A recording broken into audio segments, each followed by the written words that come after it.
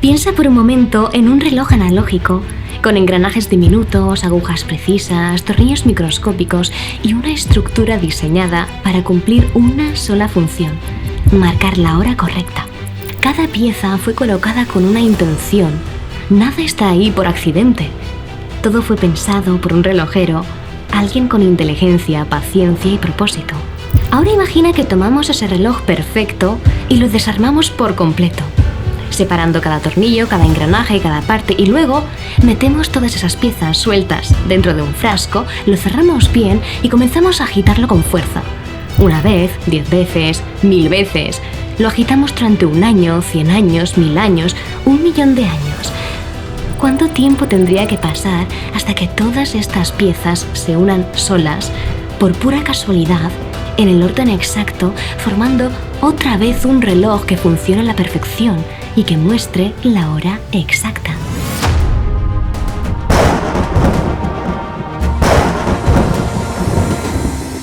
Según la ciencia moderna, todo comenzó hace unos 13.800 millones de años con una gran explosión, el famoso Big Bang. De esa explosión, dicen, surgió el espacio, el tiempo, la materia, y con el paso de miles de millones de años se formaron las estrellas, los planetas y, por último, la Tierra. Luego, hace unos 3.500 millones de años, supuestamente apareció la vida, en forma de una célula muy simple, que surgió sola, por casualidad, en un caldo primitivo. Y a partir de ahí, poco a poco, esa vida fue evolucionando, adaptándose, cambiando, hasta que tras millones de transformaciones llegaron los peces, los reptiles, los mamíferos y finalmente el ser humano. Aunque esta idea no siempre fue la dominante. Tuvo un punto de partida y un nombre: Charles Darwin. Lo que pocos saben es que Darwin no comenzó como científico, sino como teólogo. En su juventud creía en Dios y estudió para el ministerio cristiano. Pero su fe se vio fuertemente sacudida por una tragedia personal: la muerte de su hija Annie, de solo 10 años. Esa pérdida lo devastó y su confianza en Dios se quebró. Buscando respuestas, Darwin se embarcó en un viaje que cambiaría su vida y la historia. Se unió a la tripulación del barco HMS Beagle. Durante ese viaje recorrió Sudamérica y llegó hasta las Islas Galápagos. Allí es donde comenzó a observar algo que le llamó mucho la atención: pequeños pajaritos, hoy conocidos como pinzones de Darwin. Notó que sus picos eran diferentes en cada isla. Algunos eran largos, otros cortos, unos anchos, otros finos. Cada forma parecía adaptada a un tipo de alimento distinto. Esta observación lo llevó a pensar que las especies cambian con el tiempo, que se adaptan al entorno para sobrevivir. Y con los años desarrolló una idea más amplia: que todas las especies, incluido el ser humano, evolucionaron a partir de un ancestro común, mediante un proceso de selección natural. En 1859, Darwin publicó su obra más famosa, El origen de las especies. Esa obra sembró la base de lo que hoy se conoce como la teoría de la evolución. Desde entonces, esta teoría se ha presentado en escuelas, libros y documentales como un hecho indiscutible. Pero hay algo que casi nadie te dice y que cambia por completo la forma en que entendemos todo esto. Siri, sorpréndenos. Existen 2 tipos de ciencia. La primera es la que todos conocemos: la ciencia del laboratorio, del microscopio, de los experimentos. Es la que usamos para curar enfermedades, construir puentes o mandar cohetes al espacio. Se llama ciencia observacional y se basa en cosas que podemos ver, tocar, probar y repetir. Por ejemplo, sabemos que el agua hierve a 100 grados. Podemos ver cómo una planta crece al sol o cómo el corazón late más rápido cuando corremos. Todo eso lo comprobamos en tiempo real, ¿verdad? Por supuesto, pero luego está la otra. La que intenta explicar lo que pasó hace miles o millones de años. Se llama ciencia histórica, y es como tratar de resolver un crimen antiguo sin testigos. Solo hay pistas, fósiles, rocas, huesos, y a partir de eso, los científicos arman una historia. Las 2 se llaman ciencia, pero no trabajan igual.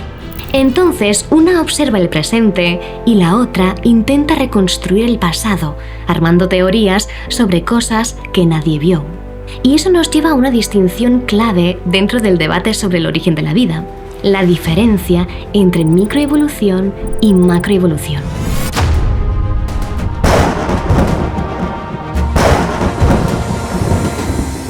La microevolución se refiere a pequeños cambios dentro de una misma especie, cambios que sí podemos observar, como el color de ciertas mariposas que se adapta al ambiente o como algunas bacterias se vuelven resistentes a antibióticos. Incluso la gran variedad de razas de perros, desde el husky hasta el chihuahua, es resultado de la microevolución, pero todos siguen siendo perros. La macroevolución, en cambio, va mucho más allá. Es la idea de que una especie se transforma en otra completamente distinta. Por ejemplo, que un reptil se convierte en un pájaro, o que una célula termine dando origen al ser humano. Estos son cambios grandes, estructurales, que supuestamente ocurrieron en millones de años. La microevolución es observable y ocurre dentro de un límite genético. La macroevolución es teórica y nunca ha sido observada directamente. Y aquí es donde entra un concepto importante que suele confundirse: las mutaciones y su papel dentro de la microevolución.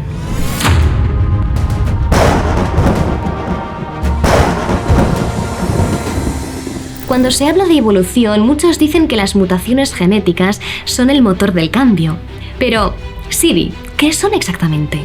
Una mutación es un error que ocurre en el ADN, el código genético que lleva las instrucciones de cada ser vivo. Puede pasar cuando una célula se divide, cuando hay radiación, exposición a químicos, o incluso por accidente natural. Es como si en un libro de millones de letras, una letra se cambiara, se borrara o se repitiera mal. Ahora bien, hay varios tipos de mutaciones: neutras, que no producen ningún cambio notable; deleterias, que causan daño, que son la mayoría; y unas pocas que pueden dar una pequeña ventaja temporal en ciertas condiciones.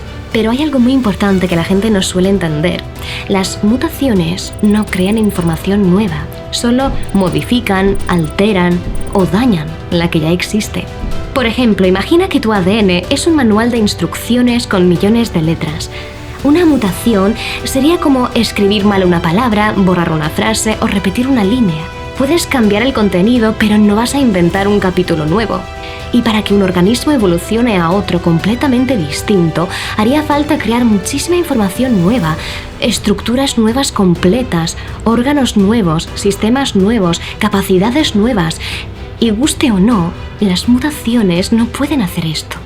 El genetista John Stanford, ex profesor de la Universidad de Cornell, Estados Unidos, y creador de la tecnología del gen pistola del ADN, demostró que la mayoría de las mutaciones son negativas o neutras y que con el tiempo acumulan errores en el genoma, un proceso que él llamó degeneración genética. Richard Lenski demostró con su experimento con bacterias, que duró más de 30 años, que no surgen nuevas especies ni órganos, miles de generaciones, y nunca surgió una nueva especie ni un nuevo órgano, lo que pone en duda la teoría de la macroevolución. El ADN es como un libro lleno de instrucciones para construir un ser vivo. Cuanto más complejo es ese ser, más largo y detallado es ese libro. Una bacteria, por ejemplo, tiene un libro de unas 500.000 letras genéticas. El ser humano tiene un libro de más de 3.200 millones de letras. Eso es como comparar una nota de supermercado con una enciclopedia completa. ¿De verdad podemos creer que a base de pequeños errores genéticos al azar, las mutaciones, esa nota de supermercado, se fue transformando sola letra por letra hasta convertirse en una enciclopedia con sentido, diseño y funciones complejas?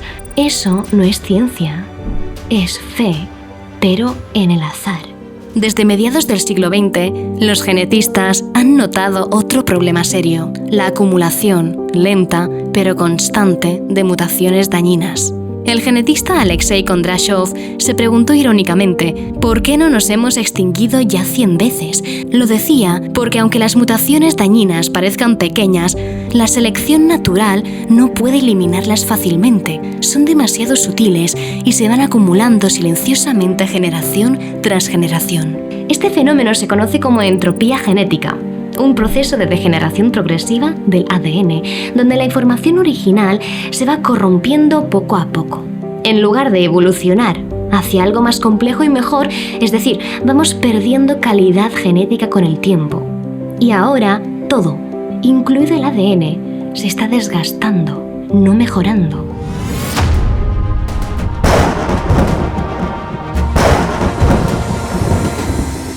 La segunda ley de la termodinámica dice que los sistemas tienden al desorden con el tiempo, no al aumento espontáneo de complejidad. Es decir, esta ley de la física dice que todo tiende al desorden, al desgaste, al caos. Por ejemplo, si dejas una casa abandonada, no mejora sola. Se rompe, se ensucia, se cae. Si no le das mantenimiento a un coche, no se vuelve más nuevo. Al contrario, se oxida, se daña, deja de funcionar. Esto pasa en todos los sistemas físicos. Y la vida también es un sistema, con células, órganos, información genética, estructuras precisas. El ADN, ácido desoxirribonucleico, es una molécula química, sí, pero no es una molécula cualquiera. Dentro del ADN hay información como si fuera un manual de instrucciones para construir y mantener la vida. Esas instrucciones están escritas con un alfabeto de 4 letras: A, T, C y G. Cada célula de tu cuerpo tiene ese libro completo, con más de 3.000 millones de letras perfectamente ordenadas. Ahora bien, aquí viene lo asombroso. El ADN no solo es materia, es mensaje. Y eso lo cambia todo. Imagina una hoja en blanco. Es solo materia. Ahora escribe en ella: te amo. Ahora ya no es solo materia. Tiene contenido, propósito, comunicación. El ADN hace lo mismo, pero a nivel biológico. Contiene órdenes como: construye un ojo, haz crecer el pelo, activa esta célula, repara este daño. Es un sistema de codificación como los que usamos en informática o en los lenguajes humanos. Aquí entra el Dr. Werner Heath, experto en ingeniería de la información. Afirmó: no existe ningún sistema de información codificada que se haya originado sin una fuente inteligente. Esto es una ley natural que observamos en todos los campos. Un mensaje siempre viene de una mente. Un software no aparece sin programador. Un libro no se escribe solo. Un lenguaje no nace por accidente. Entonces, si el ADN es un lenguaje y contiene información precisa y útil, ¿cómo pudo aparecer sin nadie que lo escribiera? La química por sí sola no produce mensajes. Puede formar moléculas, sí, pero no puede organizar letras en órdenes lógicas sin dirección. Para que haya más orden, más complejidad, más funcionalidad, hace falta una fuente de energía dirigida o una mente inteligente que organice las cosas. Y eso es justamente lo que el creacionismo afirma. Dios es esa mente inteligente.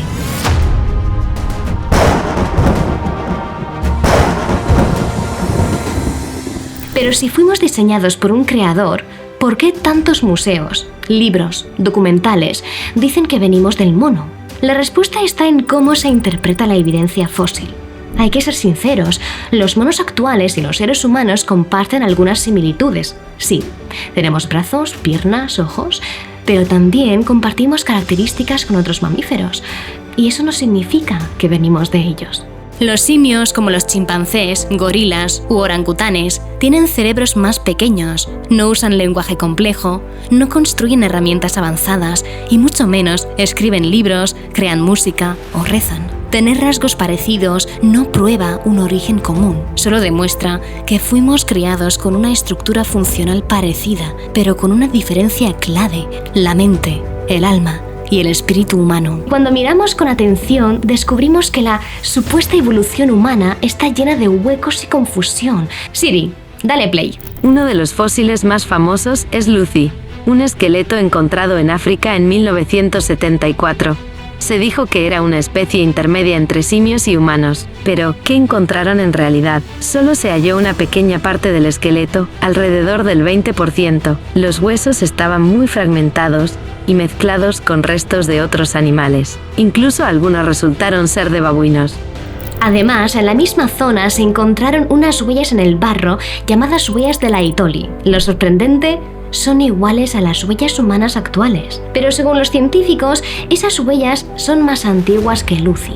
Entonces, si ya había humanos caminando antes de Lucy, ¿cómo puede Lucy ser nuestra antepasada? La conclusión es sencilla: Lucy no era un protohumano. Era simplemente un primate extinto parecido a un chimpancé. Después de Lucy, muchos científicos comenzaron a buscar fósiles que llenaran el hueco entre los simios y el ser humano. Uno de ellos fue llamado Homo habilis, o el hombre hábil.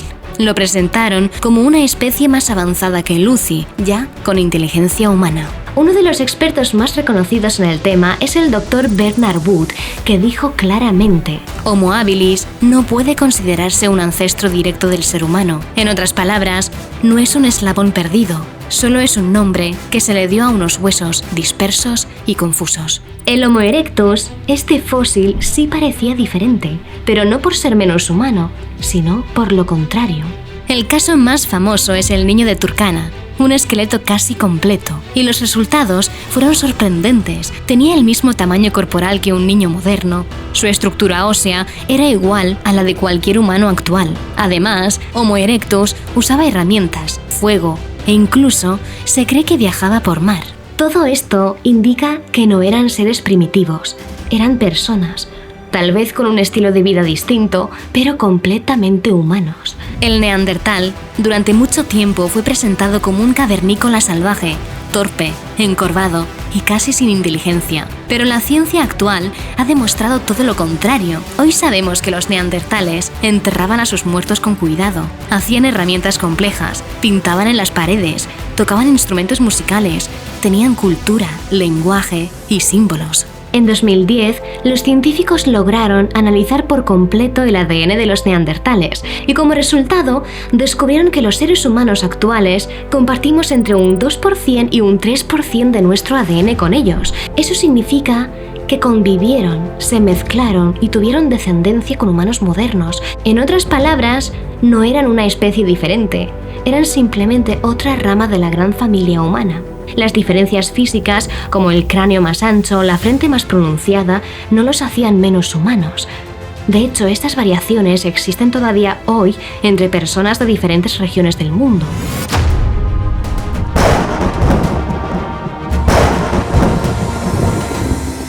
Uno de los descubrimientos más interesantes de la genética moderna es que toda la humanidad puede rastrear su origen hasta un solo hombre y una sola mujer. Sí, incluso la ciencia lo reconoce. Los científicos lo llaman Adán cromosómico Y, el hombre del cual provienen los cromosomas Y, que hoy llevan todos los varones, y Eva mitocondrial, la mujer de la que desciende el ADN mitocondrial que todos tenemos en nuestras células.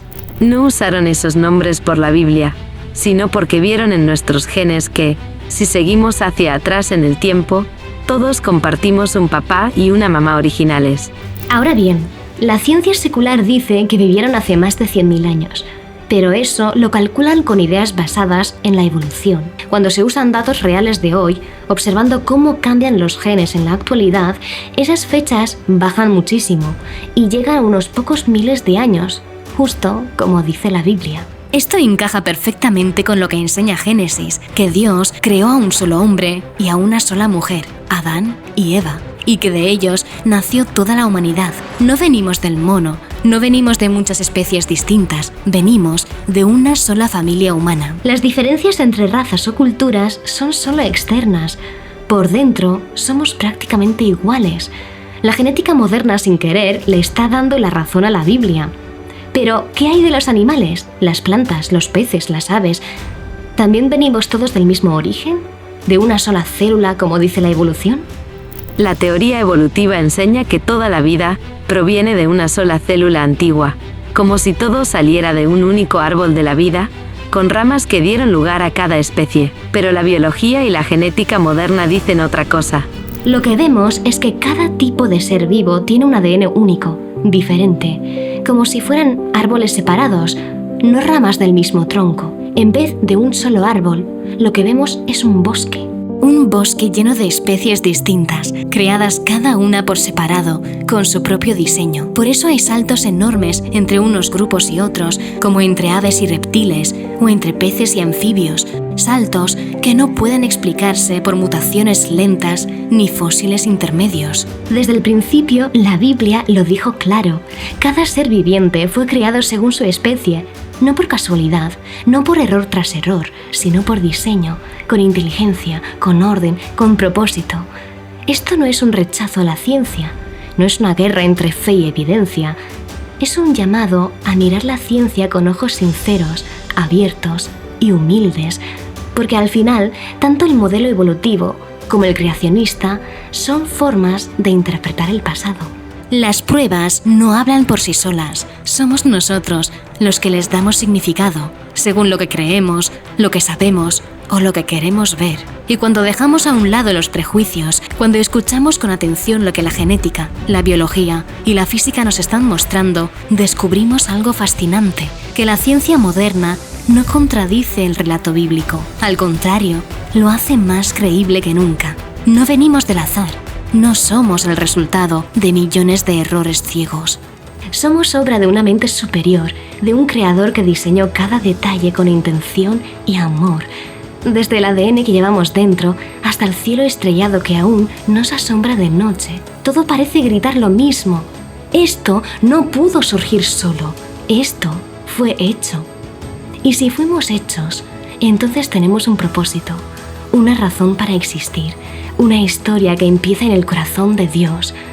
Así que quizás el Génesis no sea un mito que debemos dejar atrás, sino un recuerdo verdadero, una memoria antigua que nos conecta con nuestro origen real.